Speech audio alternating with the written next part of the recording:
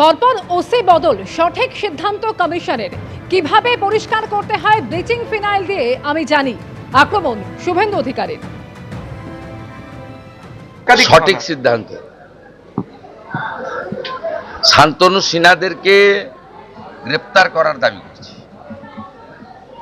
এদের একদম পরিষ্কার করা উচিত। এখানে এই যে আইস ছিল, আইপ্যাককে নিয়ে তো আইপ্যাকে ঢোকা বন্ধ করব। আমি এখানে ঢোকা বন্ধ করব।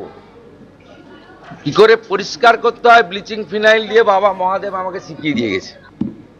আর আজকে নন্দীগ্রামের জন্য মনোনয়ন জমা দেন শুভেন্দু অধিকারী। আর তার আগে তিনি হুঙ্কার দিয়ে বলছেন যে ৪ঠা মে পশ্চিমবঙ্গে বিজেপি সরকার হচ্ছেই। নন্দীগ্রামের মতো ভবানীপুরেও হারবেন মমতা বন্দ্যোপাধ্যায়। হলদিয়া মহিষাদলের বিজেপি প্রার্থীদের নিয়ে মনোনয়ন পেশ করেন শুভেন্দু অধিকারী, যে ছবি আপনারা দেখতে পাচ্ছেন। আর মনোনয়নের আগেই রেয়াপাড়াতে পুজো দিলেন নন্দীগ্রামের বিজেপি প্রার্থী।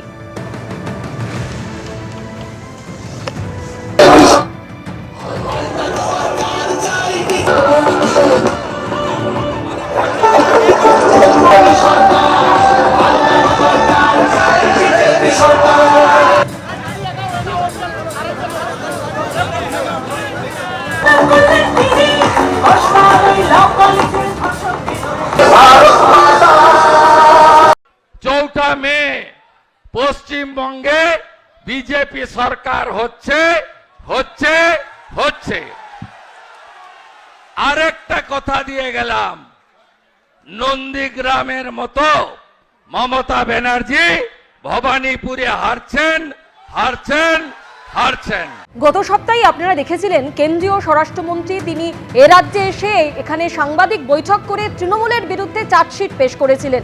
আর সেই বিষয়কে এবার নারায়ণগড়ের সভা থেকে নিশানা করলেন তৃণমূল নেত্রী মমতা বন্দ্যোপাধ্যায়। তিনি বললেন সবাইকে লাইনে দাঁড় করাবে আর নিজেরা লুটে খাবে। আর বলছে তৃণমূলের বিরুদ্ধে চার্জশিট। আমি বলি প্রথম চার্জশিট মোদী আর অমিত শাহর বিরুদ্ধে হওয়া উচিত। কি বললেন তৃণমূল নেত্রী, শুনুন। বিজেপি সরকার এত বজ্জাত আমি জীবনে দেখিনি, এত অত্যাচার আমি জীবনে দেখিনি, এত স্বৈরাচার আমি জীবনে দেখিনি, এত অনাচার আমি জীবনে দেখিনি। সবাইকে লাইনে দাঁড় করাবে আর নিজেরা সব লুটে পুটে খাবে। আর বলছে কি তৃণমূলের বিরুদ্ধে চার্জশিট।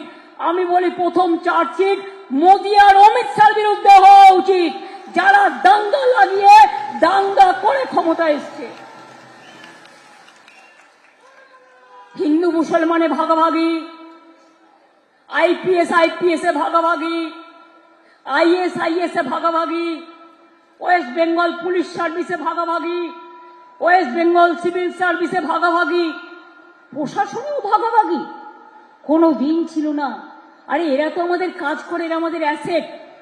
আজকে বিজেপির অ্যাসেট হচ্ছে সবাইকে ভাগাভাগি করে ভুলিয়ে রেখে দাও। তারা যাতে নিজেদের মধ্যে ঝগড়া করে, যুদ্ধ করে, আর এই সুযোগে বিজেপি যেন দেশটাকে লুটতে পারে। আর ওদের মেন টার্গেট হচ্ছে বাংলাকে বাদ দাও, বাংলা রাজ্য তুলে দাও। আমরা বলি বাংলাকে বাদ দেয়া যাবে না, বাংলাকে রাখতে হবে।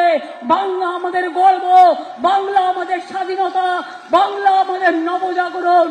ভোটের দিনক্ষণ ঘোষণার পরই আমরা দেখেছিলাম মুখ্য সচিব, স্বরাষ্ট্র সচিব থেকে একাধিক রদবদল, অর্থাৎ পুলিশ প্রশাসনে একাধিক রদবদলের পর এবার ডেপুটি সিইও সুব্রত পালকে সরিয়ে দেওয়া হলো।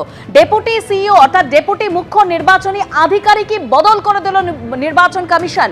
সুব্রত পালের জায়গায় নতুন ডেপুটি সিইও হলেন রাহুল নাথ। আমরা আরো বিস্তারিত জানবো সরাসরি আমাদের প্রতিনিধি রুমা পাল এই মুহূর্তে আমাদের সঙ্গে রয়েছেন। রুমা,